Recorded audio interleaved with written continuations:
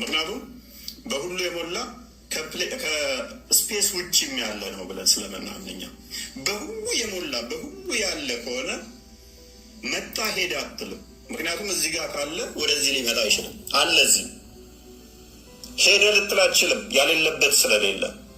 ተቀመጠ ልትል አትችልም፣ ያሌለበት ስለሌለ። ቆመ ልትል አትችልም፣ ያሌለበት ስለሌለ። በሁሉ የሞላ መንፈስ ስለሆነ እኛ ማለት ነው። የእነሱ ግን ምንድነው? እሱ የተገደበ ነገር ስላለው ያንን ሪፈር አድርገን ነው። ተቀመጠ ሄደ ምናምን የሚባሉ በእኛ በመጽሐፍ ቅዱስ ውስጥ ብታገኝ ምንድን ነገረው? ሜታፎሪክ ነው የሚሆኑት። ሜታፎሪክ ነው የሚሆኑት ማለት ነው። ምክንያቱም እግዚአብሔር መንፈስ ነው፣ በሁሉ የሞላ ነው፣ በሁሉ ያለ ነው። በባህሪ ማንም ሊያየው አይችል ነው። ስለዚህ እነኛ እንዳለ ምንድናቸው? ሜታፎሪክ ናቸው ማለት ነው። ስልጣኑን ገዛዝነቱን እነኛን ለማሳየት የተነገሩ ሰውኛ ዲስክሪፕሽኖች ሊኖሩ ይችላሉ። ግን በሁሉ የሞላ ከሆነ ቦታ ሄደ መጣ ብለህ አትናገርም ማለት ነው። ለእስልምናው ግን በሁሉ የሞላ ካልሆነ በአካሉ በዛቱ መጣ ሄደ ተቀመጠ ቆመ የሚለው ነገር ሲነገርለት ቅድም ያልኳችሁን ይይዛል ማለት ነው። በፊት ያልነበረበት ከዛ የነበረበት የሚለውን ያስይዛል። ስለዚህ ገሃነም ላይ ረገጣት ሲባል ረግጧት ነው የሚቀረው እዛው ወይንስ ያነሰዋል? የሚሞላ ከሆነ ደግሞ አካሉ በራሱ ምንድነው? እሱ ግዝፈት ያለው ነው። ግዝፈት ያለው ነው። ምክንያቱም ይታያል ብለው ደግሞ ያምናሉ። ሊታይ የሚችል ነገር ደግሞ ሼፕ ቅርጽ አለው ማለት ነው። ልታየው የምችለው የሆነ በአይን ሊጨበጥ ሊታይ የሚችለው የሆነ ቅርጽ አለው ማለት ነው። በአፍ እግር እጅ ብለህ የምንለየው መታየት የሚችል ነው። እነሱ ደግሞ ይታያል ብለው ያምናሉ። ቂያማ ቀን እናየዋለን ብለው ያምናሉ። በእኛ ደግሞ ይሄ አይታመንም። አምላክን በባህሪው ማንም ሊያዩ አይችልም። እርሱ መንፈስ ነው። ማንም ሊያዩ አይችልም። አልታየም፣ አይታይም። በሁሉ የሞላም ነው። ስለዚህ ከእኛ ጋር እና የነሱ በጣም የተለያየ ሰፊ ልዩነት ስላለን ሰፊ ልዩነት አለን። ስለዚህ አሁን አካላት ስናወራ ከዛ አንጻር ነው። ያንንም ታሳቢ አድርገን ነው ማለት ነው። የእነሱ እንደኛ መንፈስ ሳይሆን ቦዲን ታሳቢ ያደረገ በአይን ሊታይ የሚችል እሱን ታሳቢ ያደርገ ነው። ቦዲ ከሆነ ደግሞ የአካሉ እጁ በራሱ ምን ይሆናል? እግሩ ምን ይሆናል? ድፍን ነው፣ ውስጡ ክፍተት ነው። ተሰንጥቆ እንደዚህ የምታየው ነው ወይንስ እንደዚህ ድፍን ነው የሚሉትንም ሌሎች ጥያቄዎች ይዞ ይመጣል። ውስጡ አጥንት ያለው ነው የሌለው ነው? ቀዳዳ ያለው ነው የሌለው ነው? ውስጡ ክፍተት ካለው ያ ክፍተቱ ፈጣሪ ነው ፍጡር ነው የሚለውንም በራሱ ያመጣል። ድፍን ነው የሚለውን ሰመድ ብትለዋ ለዛ ይመስለኛል እና ኢብን አባስ ጠበሪ ምናምን የሚጠቀሟት አላ ድፍን ነው የሚለውን ማለት ነው። ውስጡ ክፍተት ካለው ውስጡ ክፍተት ካለው ቦዲን ካጸደቅ በኋላ ክፍተት ካለው ያ ክፍተቱ በራሱ ፈጣሪ ነው ወይ? እኔ ሆዴ ያለኝ ለምሳሌ ሆዴ ውስጥ ክፍተት አለ። ያ ክፍተቱ ይሄ አፍያውን ክፍተት አለው። ያ ክፍተቱ በራሱ ፍጡር ነው ፈጣሪ ነው? ልክ እንዳይኑ ባህሪው ነው ወይ? ይሄ ክፍተቱ አፍ አለው ካልከኝ የአፉ ይሄ ቀዳዳው ፍጡር ነው ፈጣሪ ነው የሚለውንም ሌሎች ንትርክ ገና ወደፊት ምናነሳቸው ይሆናሉ ማለት ነው። ምክንያቱም ቦዲ የሆነ ነገር ስላጸደቃችሁ ማለት ነው። እና ወደ አዲሱ እንመለስና አካሉ ላይ እግሩ ላይ እንቆምና አሁን እዚች ጋ አሁን ጥያቄው ምን ነበር? እስኪ አሁን እዚች ጋ ያለው ጥያቄ መጠየቅ የፈለከው ምንድን ነው? መልካም መጠየቅ የፈለኩት ጥያቄ ምን መሰለ? አዲሱን ቀለል አድርገን እንጀምረውና አላህ እግሩን በገሃነም ላይ ያስቀምጣል አለ። ገሃነም እንደሞላ የለም እንደዛ የሚል ነገር የለም። ኦኬ እሺ፣ አዲሱን አንብበውና ተርጉመልን። አዲሱ መጀመሪያ ምንድን ነው የሚለውን አንተ ንገረኝ። ከየት የመጣ ነው? ማን ጻፈው ነው? ኦኬ አዲሱ የሚለው ምንድነው? እሱ አረብኛም ብዙ ሰው ይጽፋል። አረብኛም ብዙ ሰው መጽሐፍ የራሱ መጽሐፍ ይችላለሁ። ምሳሌ እሺ፣ መጽሐፍ ስለምትችል አንድ አረብኛውን አንብበው። በቃ በጣም ቤስ ነው። ትተረጉመዋለህ። ችግር የለውም አንብበው። እሺ የቱ ጋር ያው ጀምር ከላይ ሐዲስ ሙሐመድ ቢን አብዱላህ ብዙም አይታይም። ከዚህ ጀምር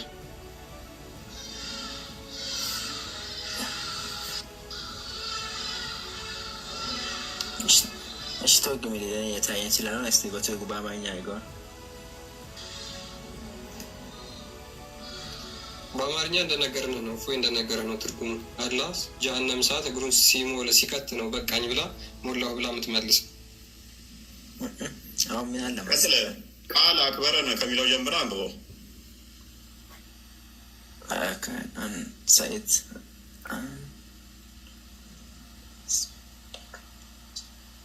አይሰማም ድምጽ ጀሀነም أنه لا يجوز جهنم يلقى فيها واتقوا هل من حتى رب العزة فيها ايش تقولون لي لا لاقوش لا بس على عربية من بينهم بزوم على بس تقولون أشرفكم فيها بلاكم فيها بلاك قتل فيها كم لو قتل جرسو عمرو فيها قدمه فيز ብዙም የተነበበን አይዲያሽ ወደ ትርጉሙ እንሂድሽ። ስለዚህ ቀደማው ማለት ምን ማለት ነው? እግር ነው። ፊያ ማለት ውስጥ ነው። ቀጥል አንብበው። ፊያ ማለት ፊያ ማለት እኮ ተከታታይ እንደማለት እኮ ነው። ፊህ ማለት ያለ ነው። በእርሱ ውስጥ ማለት ነው። እሺ ቀጥል። እሺ ትርጉሙ ቀጣይ ነው። ይተርጎምልህ ወይም ፊያ ብትለዋ ቃላቱ ሰርጉን ትፈልጋል ሙሉውን ተወግምልኝ። አዎ ስለዚህ አላህ እግሩን ገሃነም ውስጥ ይከተዋል። እኔ አማርኛ ነው የሚችለው፣ እንግሊዝኛ አልችልም። ይኸው እዛው አረብኛው ላይ አድርግለት። አላህ እግሩን ገሃነም ውስጥ ይከታል። ከዛስ አስቀድሞ ምን ወደ ገሃነም ሰዎችን ይጨምራል። ከዛ በኋላ ሞላሽን ብሎ ይጠይቃታል። አልሞላውም ትላለች። ከዛ እግሩን ገሃነም ውስጥ ሲከት በቃ ትላለች ማለት ነው። ምን አለ መሰለህ አሁን ብዙ ጊዜ ሀዲስ አሁን ምሳሌ እኛ ብዙ ጊዜ እንትን የሚለው በቁርአን ሀዲስ አሁን ብዙ ሰዎች ይጽፉታሉ። አሁን እንደምታውቀው ነው እዚህ ባለንበት ሁኔታ ራሱ ይህ ስለ ብዙ ሰዎች አይደለም። አንድ ሰው የጻፈው ሰው የጻፈው አይመለከተኝም። የሀዲስ ተቀባይ አይደለም። ብዙ ጊዜ ሀዲስ ምሳሌ አሁን የሀዲስ ተቀባይ አይደለም። የሀዲስ ተቀባይ ነው አይደለም። ተቀባይ ላለመሆን ማስረጃ አምጣልኝ። ቡኻሪ ሀዲስ ተቀባይ አይደለም ብሎናል። እኮ ማስረጃ ላምጣልኝ። ምን ይላል መሰለህ ብዙ ምሳሌ ሀዲሶች የተጻፉት ከቁርአን ጋር የማይመሳሰሉ ከሆነ በጣም አይቃችሁ ጣሏቸው ይላል ሀዲሱ። ስለዚህ ቡኻሪ ቆሻሻ መጽሐፍ ነው የሰበሰበው እያልከኝ ነው? ኖ ቆሻሻ ያልኩ አይደለም። ማይሆን ምሳሌ ከቁርአን ጋር የሚጋፋ ነገር ከሆነ ሰው ነው ምሳሌ አንተ አሁን የሆነ ነገር ብትናገር ልትሳሳት ይችላል። ሰው ናና ማለት ነው። ስለዚህ ቡኻሪ ተሳስቷል እያልከኝ ነው? ሊሳሳት ይችላል። ሰው እስከሆነ ደስ ሰው ሆኖ ማይሳሳት የለም። ቴንኪዩ። ስለዚህ ሰማችሁ፣ ዘሞስት ኦተንቲክ የሚባለው መጽሐፍ ምንድን ነው? ቡኻሪ ነው። እስልምና አዲስ ደረጃ ላይ ዘሞስት ኦተንቲክ ተብሎ የሚታመነው ማለት ቡኻሪ ነው። ስለዚህ ቶፊቅ ሆነ እያለን ነው። ስህተት ነው። እናመሰግናለን። ምን አለ መሰለህ አንድ ማስረጃ አለኝ።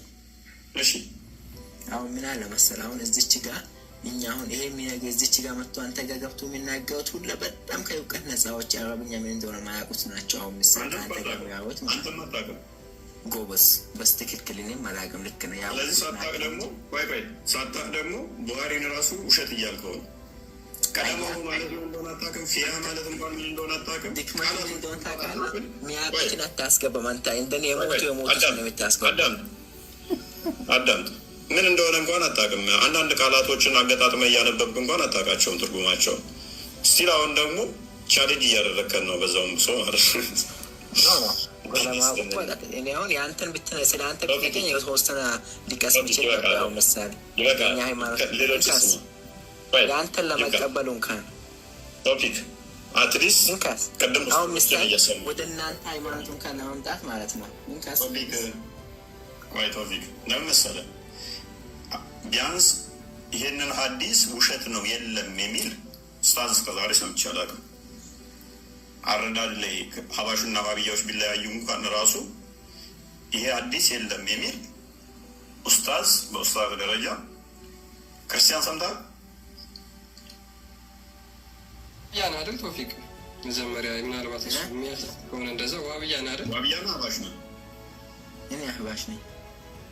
ሀባሽም ቢሆኑ ይቀበላሉ አዲሱን። ግን ምንና ከዋብያዎች ጋር ይለያያሉ እንጂ አልቀበልም አዲስን አይሉም። እኔ ነኝ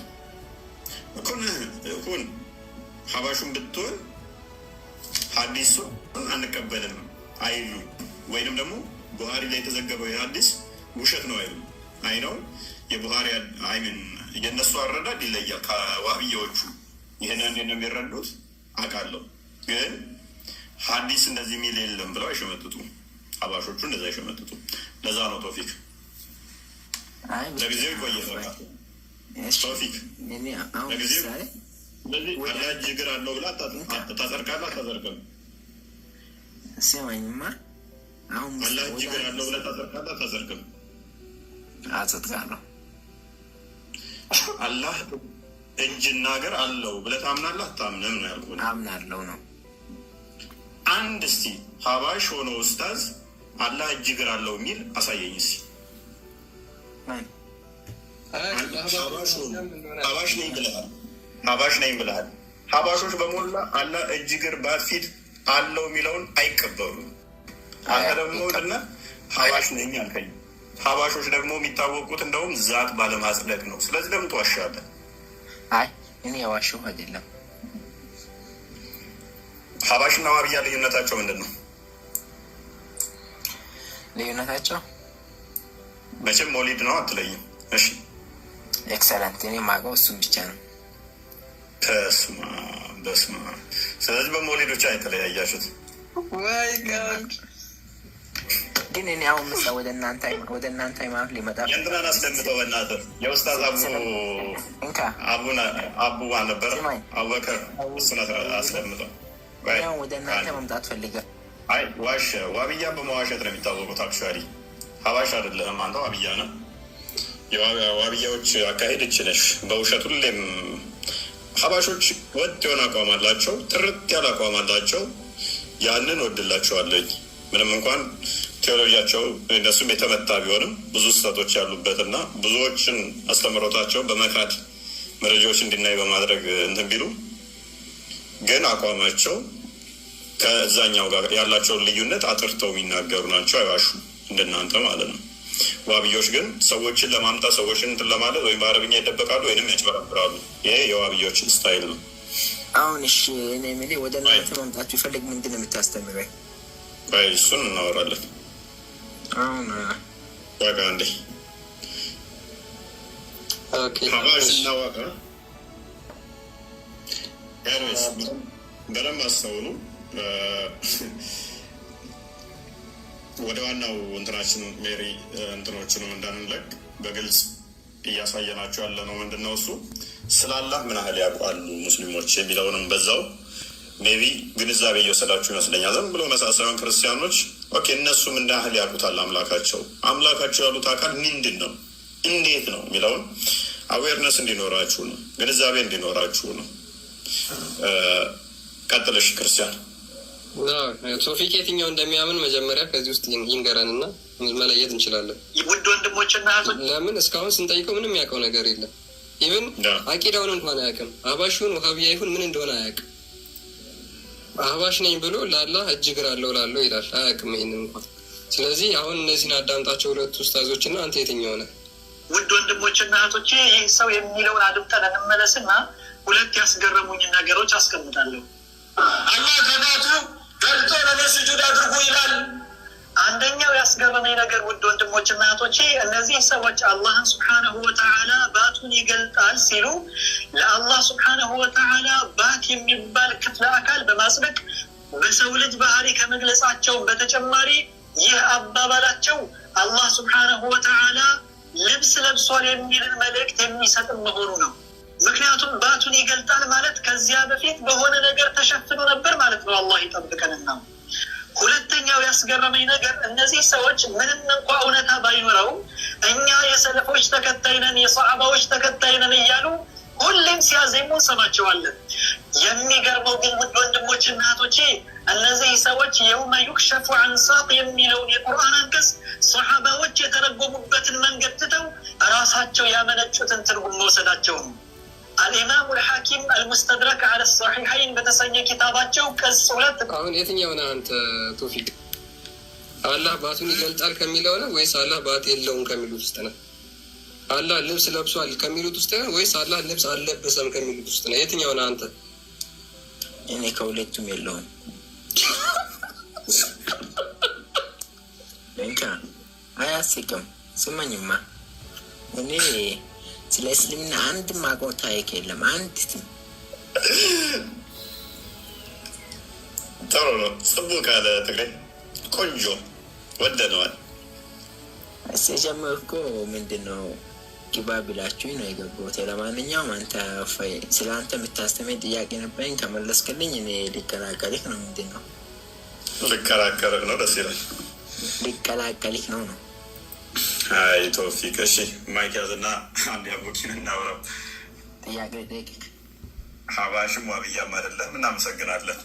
አንተ አዋቂ አይደለ? ጥያቄ መልስልኝ። እንዲ ጠይቅ መልስልኝ። ስለ አምላክ ምንም ሳታውቅ ምን ጥያቄ ምን ይሰራል እኮ? መልስልኝ። አንተ ያወቀ እኮ ላላወቀ አሳውቀኝ ነው ያልኩት እኔ።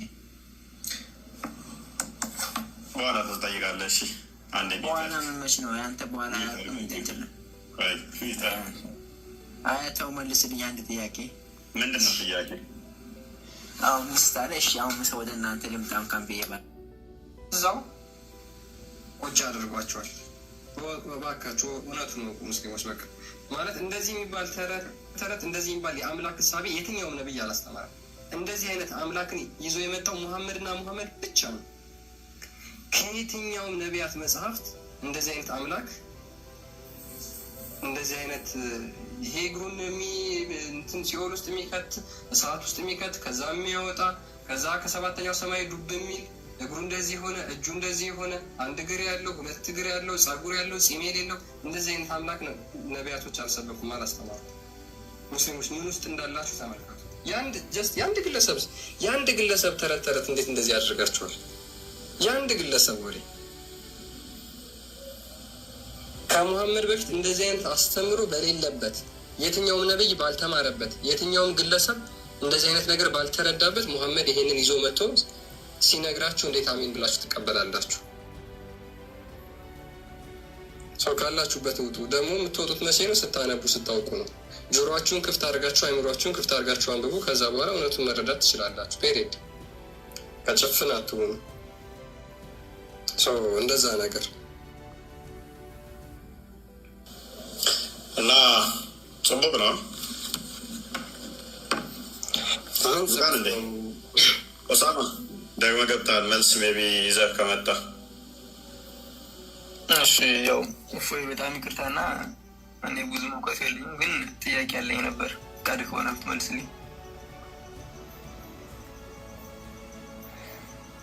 ለመልስ አልመጣም። ምንድን ነው ጥያቄ? ጥያቄ እግዚአብሔር በእኛ ወንጀል ተቀጣ እንላለንና ለየትኛው ለጽድቅ ነው የተቀጣው ነው ወይስ ደግሞ እሱ ሲቀጣ እሱ ሲሞት ማን ነበር የቀሰቀሰው? ማን ያዳነው? ኦኬ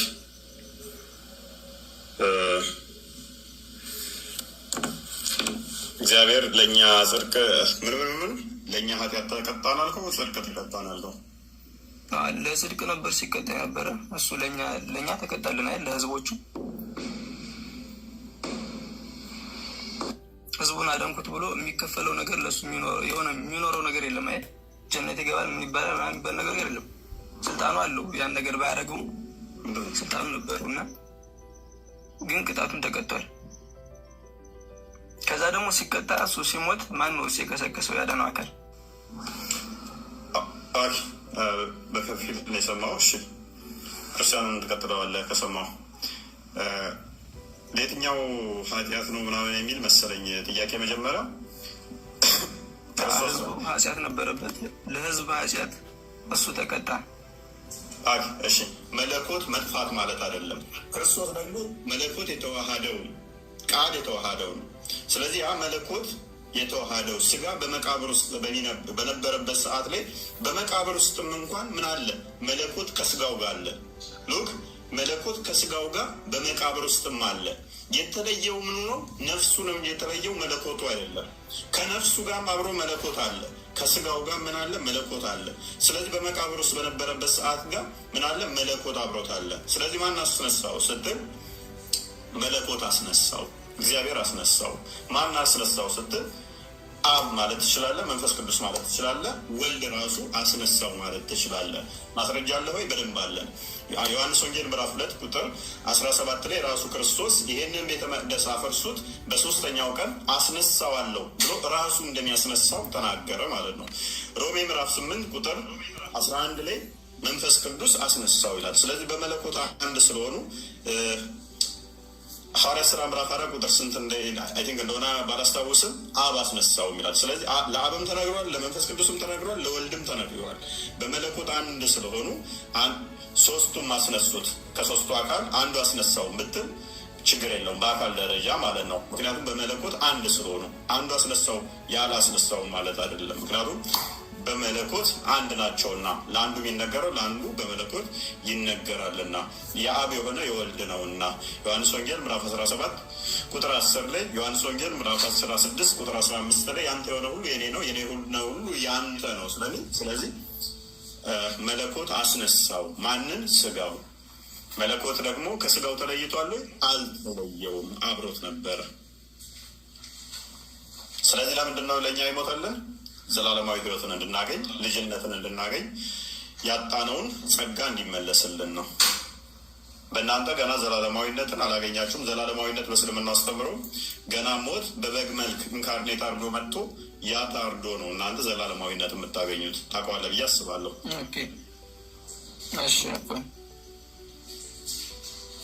እሱ ስለተቀጣልን የእኛ ወንጀል ይማራል። የእኛ ወንጀል ማለት ለእኛ ኃጢአት እሱ ተቀጣ። እሱ ስለተቀጣልን የእኛ ኃጢአት ነው። እሱ ያገኘ ነው። ቅድሚያ ምንድን ነው ዋና ያገኘ ነው ብዬ ምንድን ነው አልኩ? ያገኘ ነው ምንድን ነው እሱ ብያለሁ። በክርስቶስ ምን ያገኘን ብያለሁ? የዛኛው ጋር ብዙም አልገባኝም ነበር በነገራችን ላይ። ያውለው አዳም አትብላ ተባለ፣ ከበላ ትሞታለህ ተባለ። ስለዚህ በላ፣ ሞተ። ከሞተ በኋላ እንደሚነሳ አልተነገረውም። ሞቶ አፈር ሆኖ እንዳይቀር ሞት ተሻረለት። ለምን? ቤዛ ያስፈልግ ነበር። ካሳ ማለት ነው። ቤዛ ማለት ወይንም ምትክ ማለት ነው። ሱራ 37:105 ላይ ማየት ትችላለህ። ካሳ ያስፈልግ ነበረ። ካሳ ማለት ምን ማለት ነው? ምትክ ማለት ነው። ስለዚህ ያ ምትኩ ደግሞ ማን ሆነ? ክርስቶስ መጣና ምትክ ሆነ። ስለዚህ አጠፋ የሰው ልጅ አዳም፣ ፍርድ ተፈረደበት። ያ ፍርዱ ምንድን ነው? ሞት ተጫነው። ስለዚህ ከተፈረደበት በኋላ እግዚአብሔር ደግሞ ማህሪ ነው፣ እውነተኛ ዳኛ እንደመሆኑ ስላጠፋ ፈረደበት፣ ሟች እንዲሆን አደረገው። እግዚአብሔር ደግሞ ፍቅር ይቅር ባይ ነውና ሞቱን እንዳይቀር ማስነሳት አለበት። ለማስነሳት ደግሞ ጥፋት ጠፍቷልና ካሳ መካስ አለበት። ለካሳው ደግሞ የሚሆን ሁሉም ባለዕዳ ነውና ያንን ሞት መሻር የሚችል አልተገኘም። ምክንያቱም ሁላችንም የሞት ዕዳ ስላለብን የራሳችንን ዕዳ እንኳን መክፈል ማንችል ስለሆነ እንኳን የሌላውን ዕዳ መክፈል። ስለዚህ ንጹሕ የሆነ የዓለምን ኃጢአት የሚያስወግድ ያስፈልግ ነበር። ስለዚህ ክርስቶስ በስጋ ተገለጠ። ለዚህ ነው ዮሐንስ ወንጌል ምዕራፍ 1 ላይ ቁጥር 29 ላይ የዓለምን ኃጢአት የሚያስወግድ የእግዚአብሔር በግ ይለዋል። የዓለምን ኃጢአት የሚያስወግደው አንድ አካል መሆን አለበት ማለት ነው። ያን ሁሉ ይዞ ሰብስቦ ኃጢአትን አስወግዶ ያንን የሞት ፍርድን ሞት ተፈርዶብን ነበር። ሞተን እንዳንቀር አፈር የሆነ ግቢ ውስጥ ቅጠል አለቻል። ቅጠሏ ተወደቀኝ በስብሳ ነው መቀረው። በስብሰን እንዳንቀር ምን አደረገን? ትንሣኤን ሰጠን ማለት ነው። ልጅህ ለምሳሌ ቤት ውስጥ እንዳታጠፋ ትለዋለህ። እንዳታጠፋ ካጠፋ እገርፋለሁ ትለዋለህ። ልጅህ አጠፋ፣ አታጥፋ ያልከውን አጠፋ። በጣም ከማዘን የተነሳ ለልጅ ላገርፈው ትችላለህ። አዘንክለትና አልገረፍከውም እንበል። ይሄ በሰውኛ ነው። በፈጣሪ ዘንድ ግን እንዲህ አይደለም። እንዴት በለኝ? እገርፍሃለሁኝ አጠፋህ ካለ ካልገረፈ ፈጣሪ ምንድን ነው ማለት ነው? ቃሉን የሚያጥፍ ቃሉን የማይጠብቅ ይሆናል። ሉክ እንዳበላለው ከበላ ትሞታለህ አለው። ሴጣን መጣና ደግሞ ኖ ብትበላ አትሞትም እንደሱ እንደምትወስ ስለሚያውቅ ነው አለው። ሁለት ምርጫ ነው ያለው። ከበላህ እንደ እግዚአብሔር ትሆናለህ፣ ከበላህ ትሞታለህ። ከሁለት አንዱ ነው የሚሆነው። ካልሞተ ሴጣን ትክክል ይሆንና እግዚአብሔርን ሐሰተኛ ሊያደርገ ነው። ከሞተ ደግሞ እባብና ሴጣን ወይም ሴጣን ሐሰተኛ ይሆናል፣ እግዚአብሔር እውነተኛ ይሆናል። ፍርድ ይተላለፋል ማለት ነው። ስለዚህ እግዚአብሔር እውነተኛ ዳኛ ነው እና በላ አዳም፣ ሔዋን በላች፣ ሞት መጣባቸው፣ ተፈረደባቸው። አንተ ልጅህን እንዲያትለውም ሲያጠፋ ከማጥፋቱ በፊት ዋጋ ታጠፋና እገርፍህና አባብልሃለሁ አትለው፣ እገርፋሃለሁ ነው የምትለው። ምናልባት ግን ካጠፋ በኋላ ሜቢ ገርፈኸው ከዛ ልታባብለው ትችላለህ። ከገረፍከው በኋላ ልታባብለው ትችላለህ። ሳያጠፋ ገና ግን ታጠፋና ገርፍህና ከዛ ደግሞ አባብልሃለሁ አትለው። እግዚአብሔርም ምንድን ያለው የሰውን ልጅ እንዳትበላ፣ ከበላ ትሞታለህ ነው እንጂ ያለው ትሞትና ከዛ እንደዚህ አድርጌ አድናሃለሁ ብሎ አልነገረው። እንዳታደርግ ነው። ስለዚህ ይሄ መጣበት፣ ፍርድ መጣ ማለት ነው። ምክንያቱም ሴጣን ሐሰተኛ መሆኑን ይገለጽ ዘንድ እንደ እግዚአብሔር ትሆናላችሁ ስትበሉ ሲል በሉ፣ ራቁትነታቸው መጣ፣ ሐሰት መሆኑ ተገለጠ፣ ሞት መጣባቸው። ስለዚህ አዳም ከገነት ከወጣ በኋላ ዘፍጥረት ምዕራፍ 4 ስትመለከት በሱ መልክ ይወልዳል ማለት ነው። ስለዚህ አዳምን ባህሪ ይዘን ነው የምንወለደው። ይችል ምን ሞት፣ ምንራብ፣ ምንደክም፣ ምንታመመው። በገነት ውስጥ የነበረው አዳም ግን አይራብም፣ አይጠማም፣ አይደክምም፣ አይሞትም። በድንበር ላይ ነበር ያለው። ህጉን ከጠበቀ ማይሞት፣ ህጉን ከጣሰ ደግሞ የሚሞት ነው። ልክ ከገነት ሲወጣስ አዳም ምን ሆነ? የሚራብ፣ የሚጠማ፣ የሚደክም፣ ጥሮ ግሮ የሚበላ ሆነ። በገነት ውስጥ የነበረው አዳም ግን ምንድን ነው? ድካም አያውቀውም፣ መተፋፈር የለበትም፣ መታመም የለበትም። እነኚህ ነገሮች የሉበትም ነበረ። ከገነት ሲወጣ ግን እነኚህ ሁሉ ያገኙታል። የሚታመም፣ የሚደክም፣ የሚራብ፣ የሚለፋ ሆነ። በገነት ውስጥ ያለው አዳም ግን ያ ነገሮች አልነበሩትም። ራቁቱን ሆኖ እንኳን እፍረት አያውቅም። ልክ ኃጢአቱን ሲሰራ ግን ኃጢአቱ አክቹዋላይዝድ ሲሆን ኃጢአቱ ያንትኑ ሲገለጥ መተፋፈር፣ መድከም፣ መራብ፣ ህመም ምናምን መጣበት ማለት ነው። ከእግዚአብሔር ጸጋ ራቀ፣ ተራቆተ። ስለዚህ አዳም ከዛ በኋላ የሚወልዳቸው ሁሉ ምን ሆኑ? ያንን የተራቆተውን ጸጋ ዘው ነው የሚወለዱት። በአዳም መልክ ሆነው ነው የሚወለዱት። ምን የሚታመሙ፣ የሚለፉ፣ የሚራቡ፣ የሚታመሙ፣ የሚደክሙ፣ የሚያፍሩ፣ የሚተፋፈሩ ሆነው ነው የሚወለዱት። ስለዚህ ክርስቶስ አሁን ይህንን ፍርድ ካመጣባቸው፣ ሞት ከመጣባቸው በኋላ ወደ ቀድሞ ክብራቸው ከዛም ከፍ ማለት ስለነበረባቸው ፍርዱ ተላለፈ፣ ሞቱ መጣባቸው። እግዚአብሔር እውነተኛ መሆኑ ተገለጠ፣ ሴጣን ሐሰተኛ መሆኑ ታወቀ። እንደ እግዚአብሔር ትሆናላችሁ ያላቸው ውሸት ነው። ሴጣን በእባብ አድሮ በእባብ ስጋ ሄዶ ነው ያሳሳታቸው። ስለዚህ በዛው ትንቢት ነገራቸው። በአንተና በሴቲቱ በዘርና በዘር መካከል ጠላትነትን አድርጋለሁ። እሱ ስቁናን ይላል፣ እሱ ራስ ራስን ይቀጠቅጣል፣ አንተ ስቁናን ትቀጠቅጠዋለን። ስለዚህ ከሴቲቱ የሚወለደው ዘር እባቡን ወይም ጭንቅላቱን የሴጣኑን የሚረግጥ መሆን አለበት። ሞት አሁን የበላይ ሆነ፣ ስልጣን ይዞ ነበረ አስቀድሞ ማለት ነው፣ ገዢ ሆኖ ነበረ። ሞት አንቆ እንዳይዘን ምን መሆን አለበት? ሴጣን ጭንቅላቱ ተብሎ ትንቢት ተነገረ ማለት ነው። ከሴቲቱ የሚወለደው የእባቡን ጭንቅላት የሚረግጥ መሆን አለበት። ከሞት ነፃ የሚያወጣን ካሳ የሚከስስ ማለት ነው። ከእግዚአብሔር ጋር የሚያስታርቅና መልሶ ከሞት ደግሞ የሚያስነሳን ያስፈልጋል፣ ካሳ ያስፈልጋል። ያንን ካሳ ደግሞ የሰው ልጅ ማድረግ አልቻለም። ስለዚህ ክርስቶስ በስጋ ተገለጠ። በስጋ ተገለጠ። ከሴቲቱ ሞትን ኃጢአትን እንዳመጣች ሉክ ከእባቡ ምን ሰማች? ብትበይ እግዚአብሔርን ትሆኛለሽ የሚለውን ሰማች። በለስን ቆረጠ፣ በላች፣ ባሏን አበላች፣ ባሏ በላ፣ ሞት መጣብን አይደለም። ስለዚህ ከሴቲቱ የሚመጣው አሁንም ደግሞ ምን መሆን አለበት? ህይወትን የሚሰጥ መሆን አለበት። ከማርያም የሚወለደው የማርያም ፍሬ ምን መሆን አለበት? ህይወትን የሚሰጥ ሔዋን እዛ ጋር ምን ሰማች? የሴጣንን ቃል ሰማች። ማርያም እዚህ ጋር የማንን ቃል ትሰማለች? የገብርኤልን ቃል፣ የእግዚአብሔርን ቃል ትሰማለች። ሔዋን እዛ ጋር የበላችሁ ፍሬ ነበረ። እዚህ ጋር ያ ፍሬ የበላችሁ ምንድን ነው? ሞት የሚያመጣ ነበረ። ቀድማ ወደ ሆዷ ያስገባችሁ ሞት የሚያመጣባት ነው፣ ህይወት አይደለም። ከዛ ለባሏ ሆድ የሚያስገባችሁ ሞት የሚያመጣ ነው። እችኛዋ ማርያም ደግሞ በሆዷ የተገኘው ፍሬ ምንድን ነው? እሱ ህይወት የሆነ ነው። ያ ህይወት የሆነውን ደግሞ ለዓለም ትሰጣለች። በእርሷ የተገኘው ለዓለም ቢሆን ህይወትን የሚሰጥ ይሆናል። አዳም ሞትን አመጣብን። ከአፈር ነው የተገኘውና ወደ አፈር ትመለሳለህ ተባለ። ዳግማዊ አዳም ደግሞ ምን ይሆናል? እግዚአብሔርማ መቼም እንደሚያሸንፈው ያውቃል። ስለዚህ ሰው ሴጣንን ማሸነፍ አለበት። እባብ ቀጥታ አዳምና ሔዋን ገዢ ሆነው ነው የተሾሙት። ሴጣንንም እባብንም መግዛት ይችሉ ነበር። ዘፍጥረት ምዕራፍ 1:28 ላይ ሁሉም ግዙ ተብለው ነበረ። ነገር ግን ተሸውደው በእባብ ተታለዋል። እሱ ገዢ ያልሆነውን እሱን የሚገዙት አታሏቸዋል። እግዚአብሔርን ትሆናላችሁ ሲላቸው እና አንተ ራስህ ቀድመ እግዚአብሔር መቼ ሆንክ ብለው መጠየቅ ይችሉ ነበረ።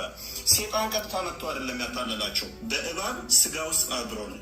ክርስቶስ ግን ምን በሰው ስጋ ተገለጠ ማለት ነው። እባብ እነሱን ለማታለል እነሱን ለማሳሳት ማይታየው ረቂቁ በሚታይ በእባብ ስጋ መጣባቸውና እነሱን ለማታለል ሞከረ።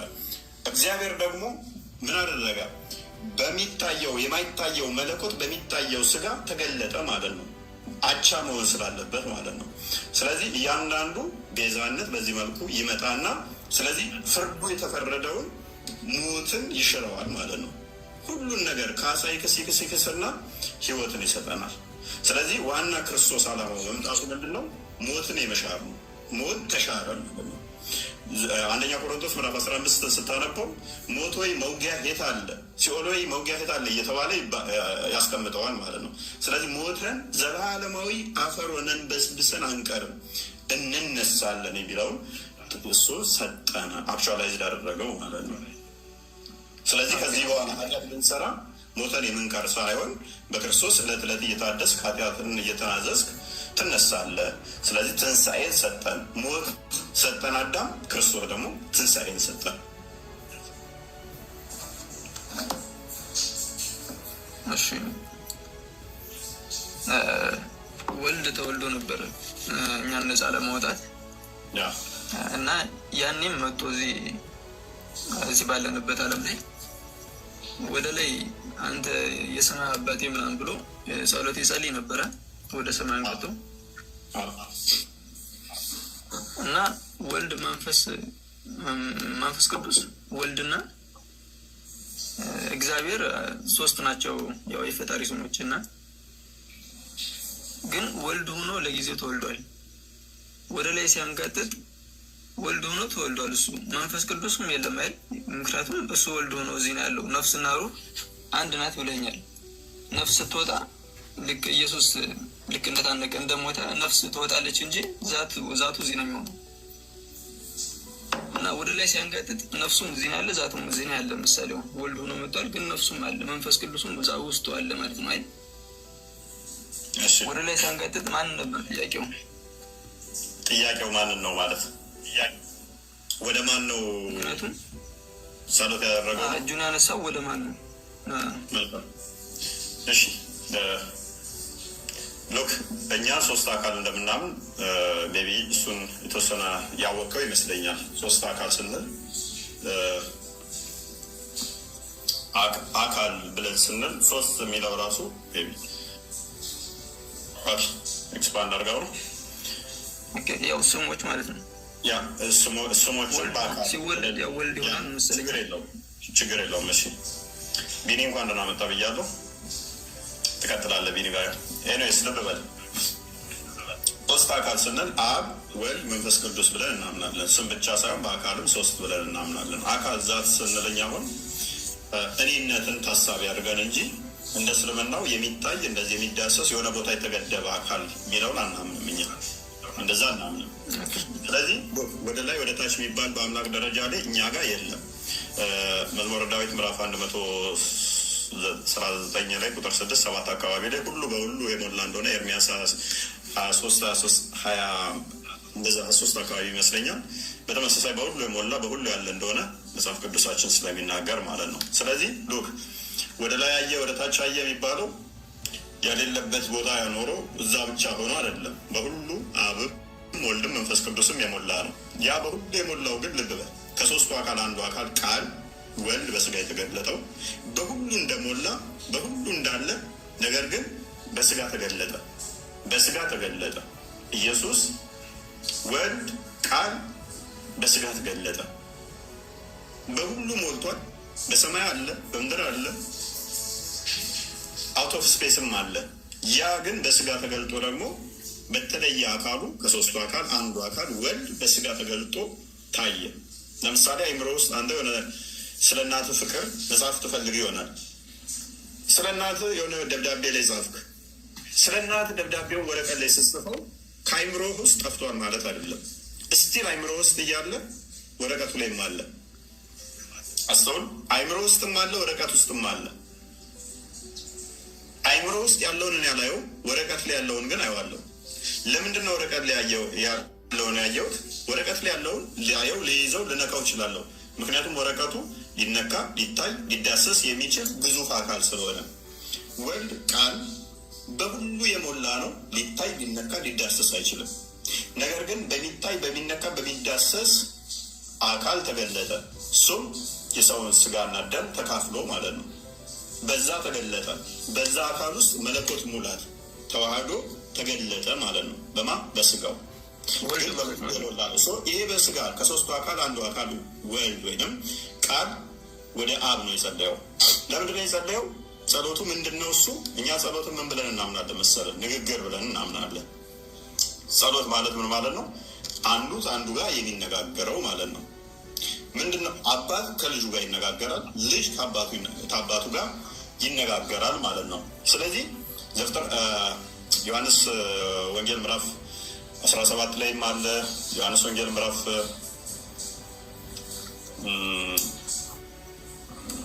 ታፋይ ብቻ 20 ላይ አካባቢ ይመስለኛል።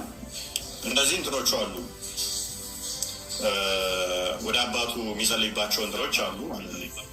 ኤኒዌይስ ስለዚህ ጸሎቱ ምንድን ነው? እሱ ከአባቱ ጋር የሚነጋገረው አንደኛ ኮሚኒኬሽን ነው። አብ ከወልድ ጋር፣ ወልድ ከአብ ጋር ይነጋገራሉ።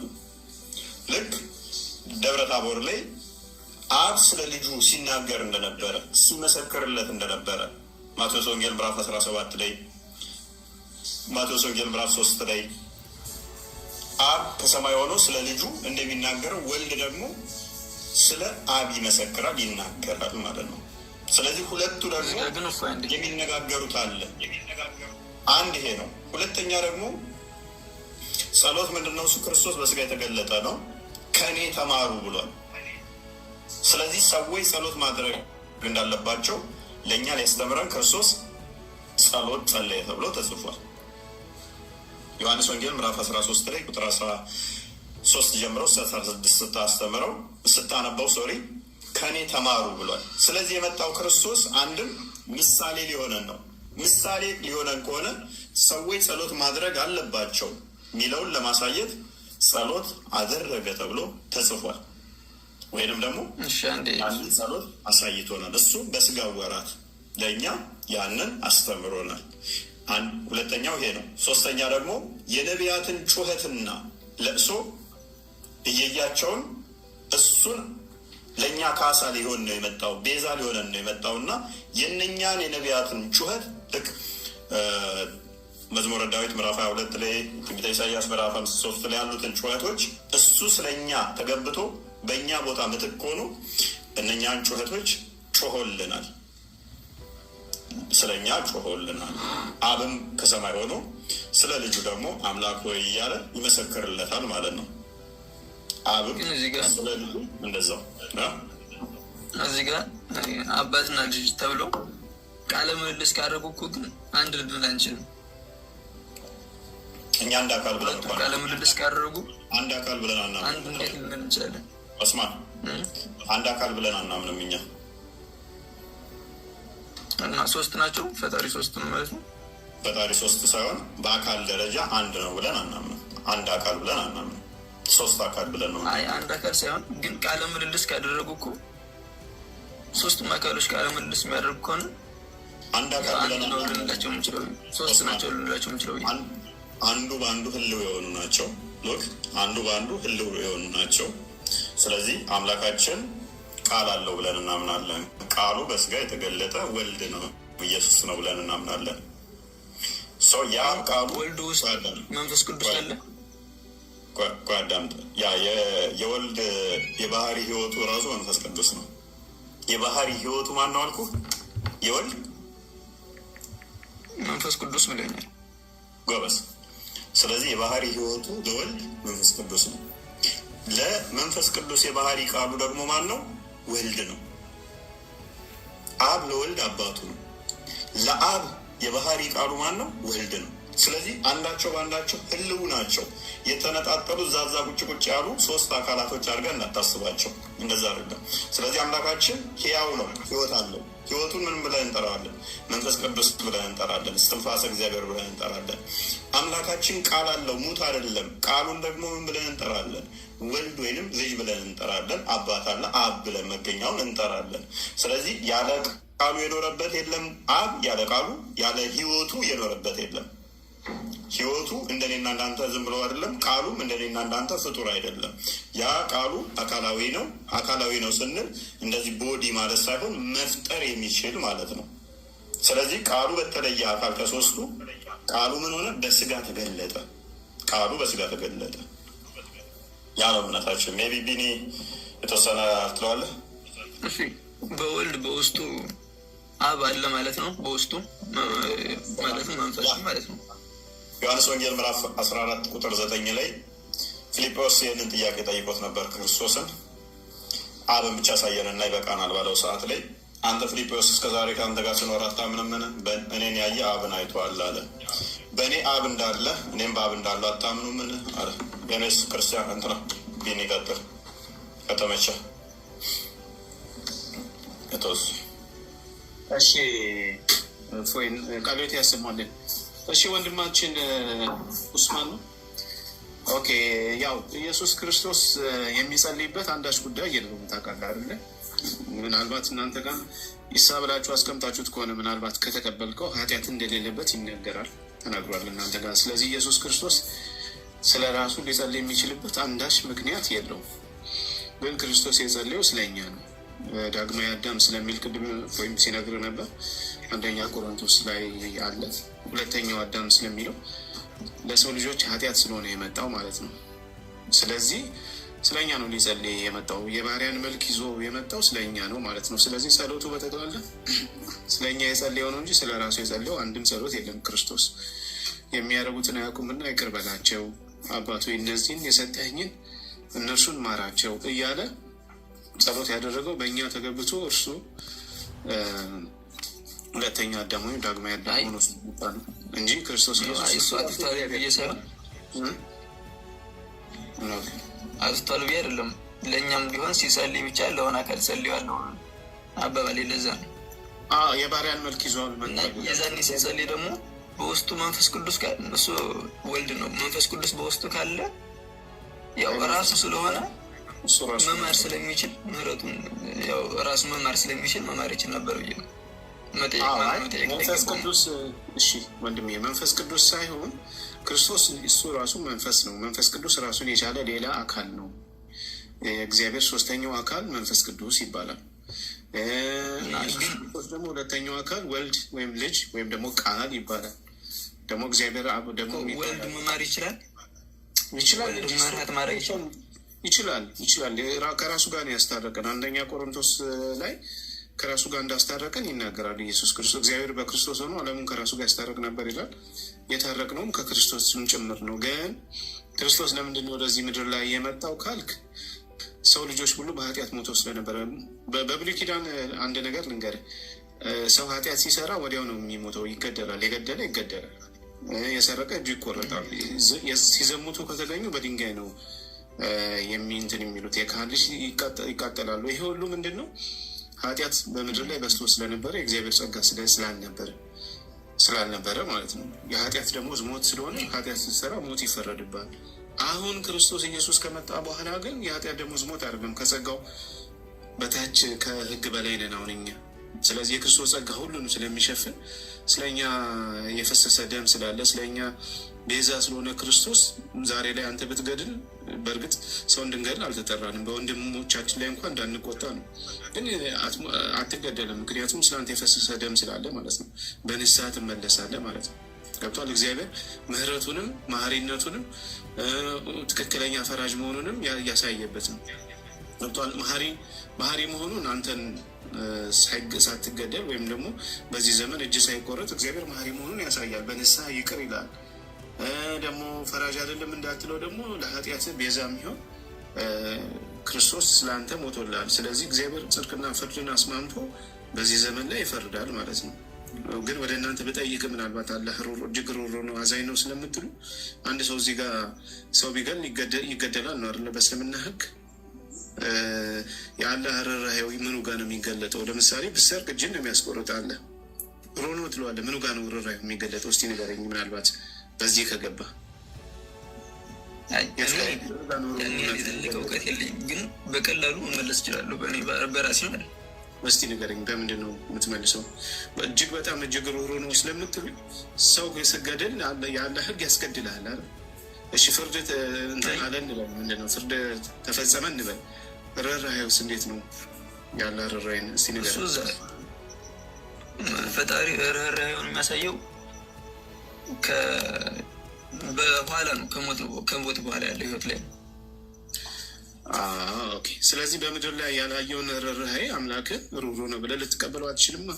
እሱም ገና ያላየው ተስፋ ያረከውን ነው። ተስፋ አድርገህ እዚህ ላይ በምድር ላይ አምላክህ ምንም ነገር ሳያሳይ እንዴት አድርገህ ተስፋ ታደርጋለህ? በዛ ይምረኛል ብለህ እንዴት ተስፋ ታደርጋለህ? እዚህ ኃጢአት ስትሰራ እያስገደልህ ማለት ነው።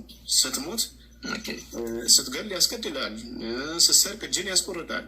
ዝሙት ከሰራ ያስደበድባል። ስለዚህ ምህረቱን በዚህ ምድር ላይ አታውቁትም፣ አይገለጥም ማለት ነው እኮ ለእናንተም እንኳን እኮ አሁን ላይ እኮ እኛም አላየነውም እኮ ለእናንተም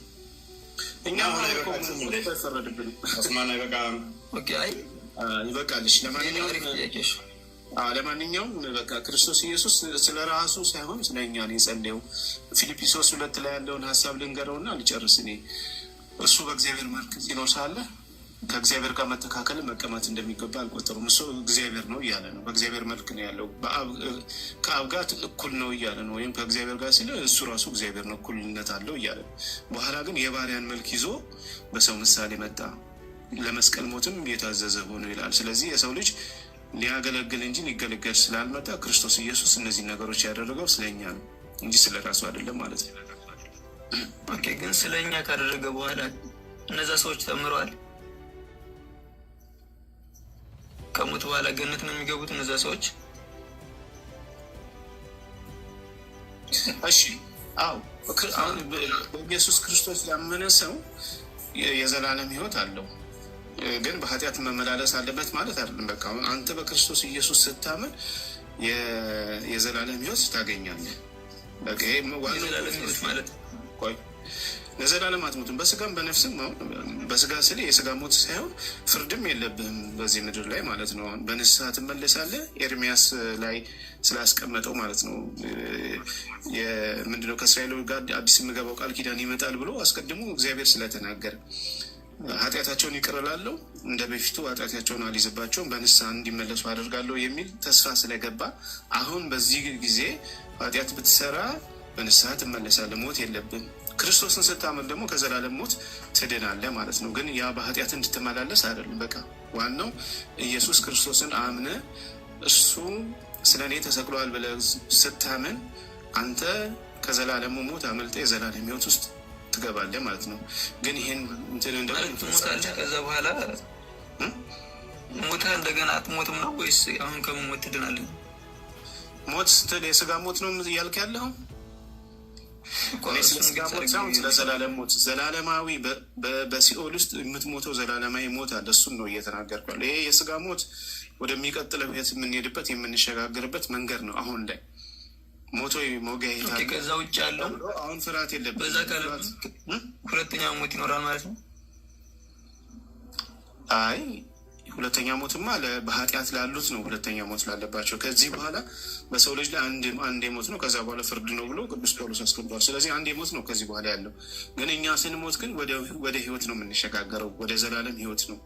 ግን ሁለተኛ ሞት ያለባቸው ምንድን ነው? ክርስቶስ ኢየሱስን ያላመኑ እሱን አምነው ያልተቀበሉ ግን ሁለተኛ ሞት አለባቸው፣ ለዘላለም በሲኦል ይሞታሉ ነው። ሲኦልና ገነት በሚለው ማለት ነው። በቃ በሲኦልና በገነት ማለት ነው። ያው እኛ ጋር ሲኦልና ገነትም ባይኖርም ምንድነው የእግዚአብሔር መንግስትን ያለው ዘላለማዊ፣ በዛ በዘላለም ትኖራለህ። ደግሞ በኃጢአት ውስጥ ካለ ደግሞ ሁለተኛ ሞት አለ። እሱ ደግሞ ዘላለማዊ ሞት ማለት ነው። ከእግዚአብሔር ተለይተ በሲኦል ውስጥ ወይ በገሃነም ውስጥ የምታሳልፈው ኑሮ ማለት ነው። እሱ ሁለተኛ ሞት ይባላል። እሱ ሞት የለብንም አሁን፣ ምክንያቱም ሁላችን በክርስቶስ ኢየሱስ አምነን ከኃጢአት ድነናል ማለት ነው። ከሞት አምልጠናል። ክርስቶስ ኢየሱስ ስለሞተላችሁ ነው አሁን እናንተ ሲኦል አትገቡ። በክርስቶስ ኢየሱስ ካመንክ አትገባም። አዎ ከሞት አድኖናል። እሱ ሞትን ድል አድርጎ ተነስቷል። ስለዚህ ሁለተኛ ሞት የለብንም እኛ ዘላለማዊ ሞት። ግን በኃጢአት ከተመላለስን እንሞታለን። በኃጢአት መመላለስ የለብንም እያልኩ ነው። የተጠራ ነው ሲጀመር ክርስቶስ ኢየሱስን ልንመስል በጽድቅ ልንመላለስ ገብቷል። ቅዱስ ጳውሎስ እንደተናገረው እኔ ክርስቶስን እንደመሰልኩ እናንተም ደግሞ እኔን መሰሉ ብሏል። ስለዚህ የተፈጠርንበት ዓላማ ራሱ በጽድቅ እንድንመላለስ ክርስቶስን እንድንመስል ነው። ግን ቁልፉ ክርስቶስ ነው። ክርስቶስን ካላመንክ ምንም መልካም ስራ ብትሰራ አትድንም ነው። መዳን የለም። መዳን በማንም የለም። እንድንበት ዘንድ ከምድር በታች የተሰጠ ስም ማነው? ኢየሱስ የሚለው ወይም ኢየሱስ ክርስቶስ የሚለው ስም ነው ይላል። ስለዚህ ካለ እርሱ በሰዓቱ ወልድ ባይመጣና በሱ ብናምንስ ባይመጣ ማለት አንድም ነበር። ከመጣ በኋላም ባይመጣ የሚል ፕሪሰፖዝ እንደዚህ አርጊመንት አይሰራም። በቃ ከመምጣቱ በፊት የነበሩት ነቢያት ስለነሱም ነው የሞተው እኮ ክርስቶስ እኮ ስለነሱም ነው። ስለነ አብርሃምም ስለነ ሙሴም ነው የሞተው። ገብተዋል። ሁሉም ክርስቶስ ያስፈልጋቸው ስለነበረ ቅዱስ ጳውሎስ እንደተናገረው ሁሉም ኃጢአት ሰርተዋል፣ የእግዚአብሔር ክብር ጎሏቸዋል ብሏል። ሮሜ 3 ላይ መሰለኝ ካልተሳሳትኩ። ከሞት በኋላ መጡ አድኗቸዋል ማለት ነው። ሁሉም እኮ በሲኦል ነበሩ፣ ወይም በእግዚአብሔር ፍርድ ውስጥ ስለነበሩ በክርስቶስ ደም ነው ሁሉም እንትን ያሉት። ስለዚህ ለአብርሃምም ተስፋው ክርስቶስ ነበረ። ዮሐንስ ወንጌል ምዕራፍ 8 ላይ አብርሃም ቀኔን ያይ ዘንድ ተስፋ ተመኘ፣ አየም ደስም አለው ብሎ ክርስቶስ ይናገራል። ስለዚህ ተስፋ ሲያደርግ የነበረው አብርሃም ጭምር ክርስቶስ ኢየሱስን ነው። ሁሉም ማለት ነው ተስፋቸው ኢየሱስ ነበር እና በኢሳይያስ 60 ቁጥር 13 ላይ ውረድ ተወለድ እያሉ ክንድህን ከአርያ አምላክ አድነን እያሉ የነቢያት ሁሉ ጩኸት ነበር። ስለዚህ ነቢያትን ሁሉ ሊያድን ክርስቶስ መጥቷል እና አይ ቲንክ ክርስቶስ ሞቶ አንደኛ ጴጥሮስ ላይ መሰለኝ 3:18 ላይ በሲኦል ላሉ ነፍሳት ሄዶ ምስራቸው ወይ ወንጌልን ሰበከላቸው ይላል። ክርስቶስ በስጋ ሞተ በመንፈስ ግን ሕያው ነው ይልና በእርሱም ደግሞ በሲኦል ላሉት ሄዶ የምስራቸው ወይም ደግሞ ምንድነው ወንጌልን ሰበከላቸው ማለት የምስራች ነው። ድናችኋል ነው። በሞት ጥላ ውስጥ ፍርሃት ውስጥ የነበራችሁ ክርስቶስ ተወልዶ አድናችኋል፣ ድናችኋል ነው በቃ። ስለዚህ ለሁሉም ተስፋው ክርስቶስ ነው እያልኩ ነው ያሉት። አይበቃህም ማለት በደንብ ካልተማርከው እንደዚህ አሁን በነገርኩ ብቻ እንትን የሚል አይመስለኝም። ትምህርት ያስፈልጋል፣ ተከታታይ ትምህርት እና እፎ ይጨምርለት። እኔ ለማወቅ ያህል ነው እያወቅኩ ነው ያለሁት።